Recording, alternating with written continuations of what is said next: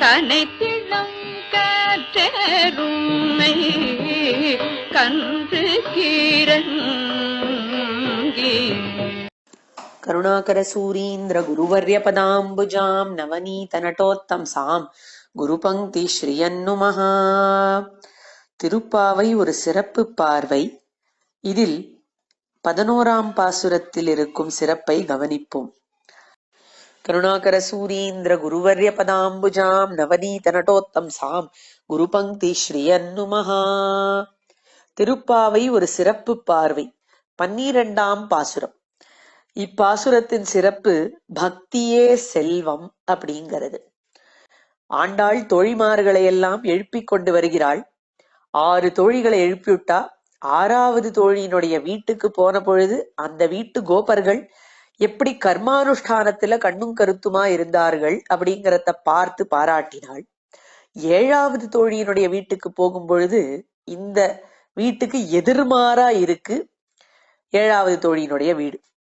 6ஆம் தோழியினுடைய வீடு எப்படி சுத்தமா எல்லா வேலைகளும் வேலையோட செய்யப்பட்டிருந்ததோ அதுக்கு எதிர்மாறா இருந்தது. ஒரு வேலை கூட செய்ததாக இல்லை, செய்து முடிக்கல, கண்டுக்கவே இல்லை காரியங்களை பத்தி. இந்த வீட்டுல இருக்கக்கூடியவர்கள் எப்படி தெரிஞ்சுது அப்படின்னு கேட்டா, பாசுரத்தை ஆரம்பிக்கிறா, கனைத்தளம் கற்றருமை கன்றுக்கிறங்கி நினைத்து முலை வழியே நின்று பால் சோர அப்படின்னு. எரும மாடுகள்லாம் கண்ணுக்குட்டிய நினைச்சு நினைச்சு தாங்களே பால் சுரக்கிறதாம். எப்படி சுரக்கிறது, ஏன் சுரக்கிறதுன்னு கேட்டா, கண்ணுக்குட்டிய அவிழ்த்து விட்டு மாடு கிட்டக்க கொண்டு போய் விடுறதுக்கு கூட ஆள் இல்லை. அத கூட கவனிக்க முடியலையாம். பால் வெள்ளமா கிடக்கிறது இந்த வீட்டு வாசல்ல. இவர்களால கூட சுலபமா அந்த கதவை தாண்டி போக முடியலையாம். இப்படி பால் வெள்ளமா கடக்கிற இந்த வீட்டுல எங்கேயாவது செல்வ செழிப்பு இருக்க முடியுமோ அப்படின்னு விசாரிச்சு பார்த்தா இந்த வீட்டிலையும் நிறைய செல்வம் இருக்கு. ஏன்னா பாசுரத்தினுடைய அடுத்த வரியில வருது, நற்செல்வன் தங்காய் அப்படிங்கிற சொல்.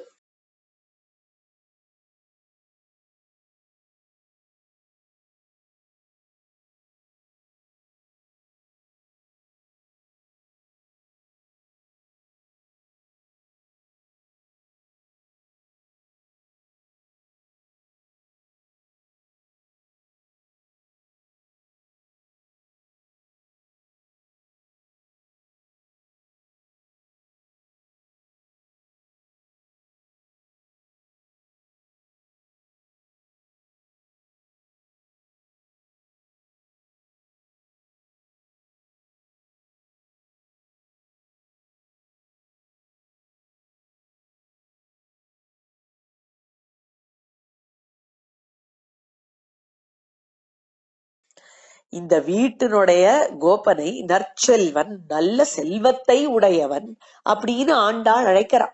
அப்பேற்பட்ட நற்செல்வனுடைய தங்கை ஆண்டாளுடைய தோழி இந்த கோபி. இந்த மாதிரி பாலெல்லாம் காலு கீழே மிதிப்பட்டா ஐஸ்வர்யம் தங்கவே தங்காது அப்படிங்கிறது சாதாரண மரபு. ஏன்னா பால் லக்ஷ்மி தேவிக்கு ஒரு இருப்பிடமாக இருக்கும். க்ஷீராப்தியிலிருந்துதான் வந்தாள் லக்ஷ்மி தேவி இல்லையா? அதனால பாலையெல்லாம் அவமதிக்க கூடாது, இப்படி கண்டுக்காம விடக்கூடாது. அப்படி விட்டா செல்வம் தங்காது அப்படின்னு பெரியோர்கள் சொல்லுவார்களாம். அப்படி இருந்த பொழுதிலும் இந்த வீட்டு பிள்ளைக்கு நற்செல்வன் அப்படிங்கிற பேர் ஏன் கொடுக்கிறாள் ஆண்டாள் அப்படின்னு கேட்டா, இந்த வீட்டுல இப்பேற்பட்ட நிலைமை இருக்கிறதுக்கு என்ன காரணம் தெரியுமோ? அது வேற ஒன்றும் இல்லை. இந்த பிள்ளை, இந்த கோபன் எப்பொழுதும் கிருஷ்ணனோடையே இருப்பான். கிருஷ்ணனுக்கு ஒரு சாயை மாதிரி, ஒரு நிழல் மாதிரி கூடையே போயிட்டு இருப்பான். எப்படி லக்ஷ்மணர் ராமரோடையே போவாரோ அத போல கண்ணனுக்கு ஒரு இலக்குவனாக இந்த கோபன் இருந்தான். அதனால கண்ணனுடைய சேவையிலேயே தன்னுடைய நோக்கு முழுமையாக இருந்ததுனால வேற எந்த விஷயத்தை பத்தின சிந்தனையும் இவனுக்கு இல்லையாம். லக்ஷ்மணர் தன்னுடைய ராஜ்ய சுகத்தை விட்டுட்டு மனைவியை விட்டுட்டு காட்டுக்கு சென்றார். அப்படி சென்ற பொழுது அவருக்கு யாராவது ஏதாவது தப்பான பட்டம் கட்டினார்களோ, ஏதாவது அவதூறு அவருக்கு வந்ததோ? இல்லவே இல்லை. அவருக்கு லக்ஷ்மணன் அப்படிங்கிற பேர் சித்திச்சுது அப்படிங்கிறா பெரியவர்கள்லாம். லக்ஷ்மணன்னா என்ன அர்த்தம்? லக்ஷ்மணோ லக்ஷ்மி சம்பன்னா, ஐஸ்வர்யம் யார்கிட்டக்க சமிருத்தியா இருக்கோ அவன் லக்ஷ்மணன். லக்ஷ்மி யார்கிட்டக்க சமிருத்தியா இருக்காளோ அவன் லக்ஷ்மணன். லக்ஷ்மி லக்ஷ்மி ஐஸ்வர்யம் அப்படிங்கிறது இங்க என்னன்னு கேட்டா கைங்கரியமாகிற ஐஸ்வர்யம், கைங்கரிய ஸ்ரீ. அந்த கைங்கரிய ஸ்ரீமான் லக்ஷ்மணன், அதுதான் நற்செல்வன். நற்செல்வன் அப்படிங்கிறது லக்ஷ்மணனுக்கு ஒரு தமிழாக்கமாக ஆகும். லக்ஷ்மணன் ராமனுக்கு எப்படியோ அதே போல இந்த நற்செல்வனான கோபன் கண்ணனுக்கு. அதனால இந்த நற்செல்வன் வீட்டுல பால் வெள்ளமாக ஓடிட்டு இருந்தாலும் கைங்கரிய ஸ்ரீயாகிற சமிருத்தி அவனிடத்துல எப்பொழுதும் இருந்தது. அதனால அவனை நற்செல்வன் அப்படின்னு ஆசையாக அபிமானத்தோட கூப்பிட்டு அழைத்தாள் ஆண்டாள். இப்படி இருக்கிறது சரியா? இது எம்பெருமானுக்கு பிடிக்குமா அப்படின்னு கேட்டா, இந்த மாதிரி ஏகமதியோட இருக்கிற பக்தியாக இருந்தால் அது எம்பெருமானுக்கு ரொம்ப உகக்குமா. ஏன்னா இவனுடைய பிரஜைக்கு வேற விஷயங்கள் எல்லாம் எட்டதே இல்லை. அந்த அளவுக்கு அவனுக்கு பக்தி ஆழ்ந்து போய் மேன்மை அடைஞ்சிருக்கு. சாதாரணப்பட்டவர்களுக்கு, இவ்வுலக விஷயத்திலே ஈடுபாடு இருக்கக்கூடியவர்களுக்கு இது புரியவும் புரியாது, பொருத்தமாகவும் இருக்காது. ஏன்னா தாகம், பசி, தூக்கம் இதெல்லாம் இருக்கக்கூடியவர்களுக்கு கர்மானுஷ்டானங்கள் ரொம்ப முக்கியமாக பகவத் கைங்கரியமாக செய்ய வேண்டியது அவசியம். ஆனா இந்த பிள்ளைக்கு சொந்த தாகமோ பசியோ வலியோ சௌக்கியமோ எதை பத்தியும் கவலை இல்லை. அவனுக்கு தன்னை பத்தியே கவலை இல்லை. தன்னை பத்தி அகம் அப்படிங்கிற கவலை இருந்தாதானே தன்னுடையதை பத்தியான மம அப்படிங்கிறத பத்தியான கவலை வர முடியும்.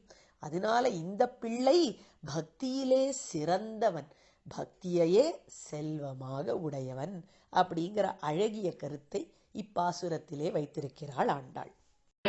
கனைத்திளம் காற்றருமை கன்று கிறங்கி, கனைத்திளம் காற்றருமை கன்று கிறங்கி, நினைத்து மூளை வழியே நின்று பால் சோர, நனைத்தில்லம் சேராக்கும்